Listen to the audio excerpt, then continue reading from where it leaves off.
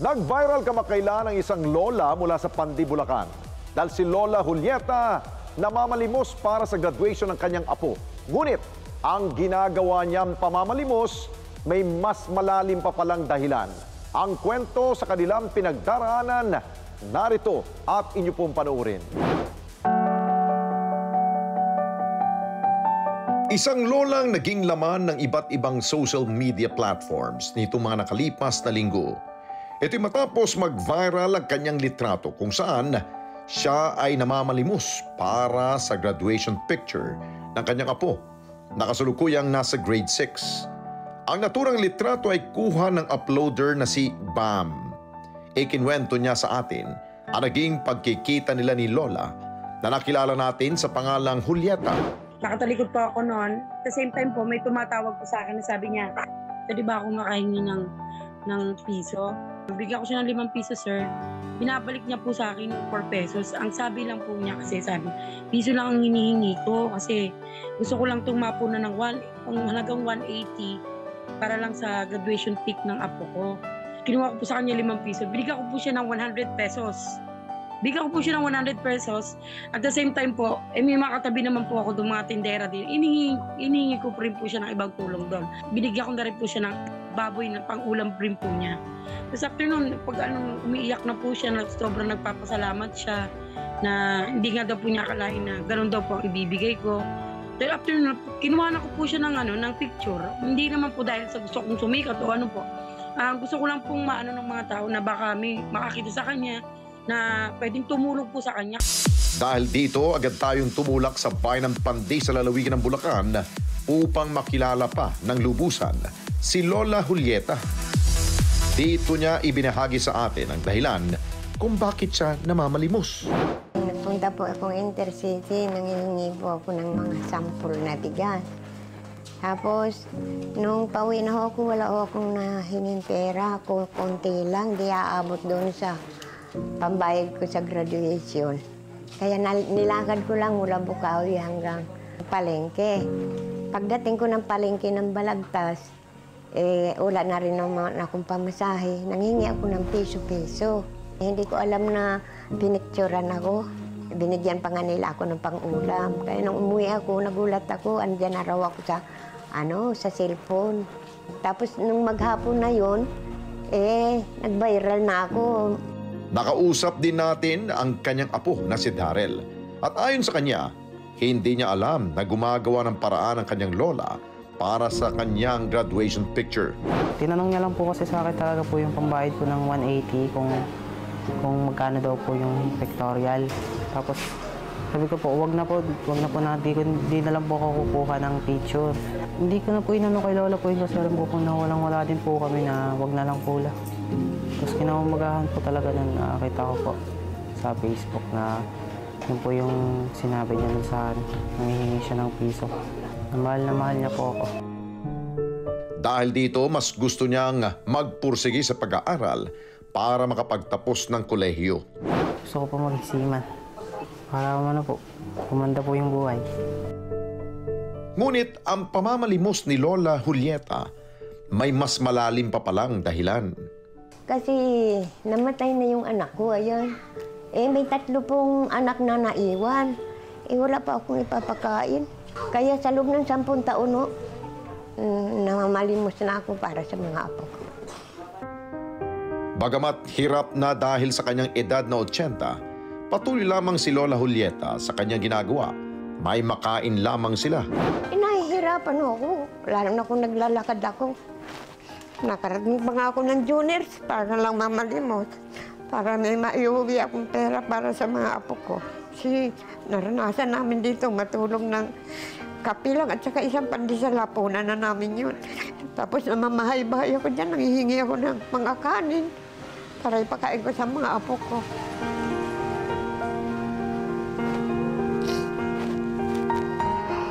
Mahirap po ang buhay dito. Lalo sa akin na wala namang katulong sa paghanap buhay. Yun nga ang isang apo ko 14 pa lang, nagbuhat na ho ng mabigat para lang makatulong sa akin. Yun naman panganay, pumasok na kasambahay para nga Pag umuwi, magbabayad ng tubig, kuryente, yun ang ano nila, yung pagkain. Ako na ang sumasagot dahil namamalimos nga ako. Gusto man nilang mag-aral, hindi na magkano pag-aral, hindi ko na magkano pag-aralin. Kasi wala nga akong kakayahan para maghanap buhay. Ayaw rin umano niyang umasa sa kanyang mga anak. Nahirap rin sa buhay. 5 po ang anak ko. Mahihirap din sila pero binibigyan ako 100, 200.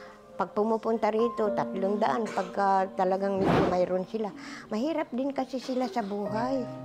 Kaya ako, kapag may problema ako, hindi ko na pinararating sa kanila. Gumagawa na ako ng paraan. Dagdag pa ni Lola Julieta, hindi lahat ng taong kanyang nilalapitan ay handang tumulong. Sabi nga ng iba doon na hinihingan ko ng tulong eh. Ganyan daw talaga ang mga pulubi. Magawa daw ng kwento para daw kahabagan. Talagang umiiyak ho ako kasi masakit din isipin na ganyan ang naririnig mo na ba. Mahirap ka na nga. Nalalaitin ka pa. Kaya lang, mayroon naman talagang tao na mababait din. Binibigyan ako ng bigas, pera. Mayroon naman naaawa sa akin. Lalo na yung sa dinadaanan ko, mayroong nagtitinda ng mga bisikleta. Binibigyan ho ako. Nakaraan, binigyan ako ng grocery, bigas. Tapos pinasakay pa ako sa jeep. Kaya ginagawa niya ang lahat, kahit pa ang mamalimos. Dahil naniniwala siya na ito ang makatutulong sa kanila para magkaroon ng maayos sa buhay at kinabukasan.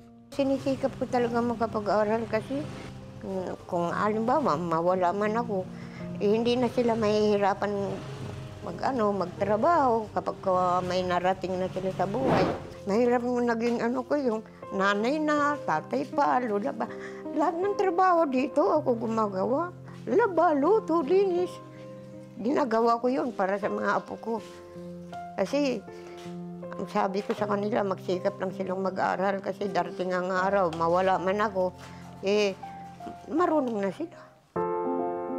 At magmula na mag-viral ang post ni Bam tungkol kay Lola Julieta, dumagsa ang dating ng responde sa kanila. Natuwa nga ako kasi hindi na ako namamalimos. Marami ng tulong na dumarating sa akin. Ayun, grocery, bigas. Tapos nabibigyan pa po ako ng pera. Sa totoo lang, hindi ko akalain na mangyayari ito eh. Parang isang panaginip lang kasi dati naglulugaw lang kami. Nanghihingi ng pagkain. Ngayon, ayan ang pagkain, naghihintay na lang. May nagsabi nga sa akin kung gusto ko raw magtindahan. Gusto ko kasi gusto ko yung panganay kong apo na pumapasok na kasambahay. Gusto ko siya na lang ang magtinda para mayroon silang pagkukunan. Kaya lang po, alam mo, umiiyak ako, natutuwa ako. Kasi hindi ko akalain na maranasan ko ito na di na mamalimos ko. Sana lang dumarating yung biyaya na bigay ng mga tao. Kaya nagpasalamat na rin ako sa Panginoon. At syempre pa, hindi rin natin pinalampas na makatulong kina Lola Julieta dahil ang panimula para sa tindahan na gusto nilang itayo, sagot na natin. So, Nay, yan. Di ba sabi niyo po yung pag-sari-sari store? So, ito na yung panimula niyo. Yung pag-sari-sari store niyo. Maraming salamat. Hindi naman magkamayaw si Lola Julieta sa biyayang kanilang natanggap mula sa ating programa upang sila'y makapagsimula ng panibagong buhay. Marami pong salamat sa mga tumulong po sa akin sa responde.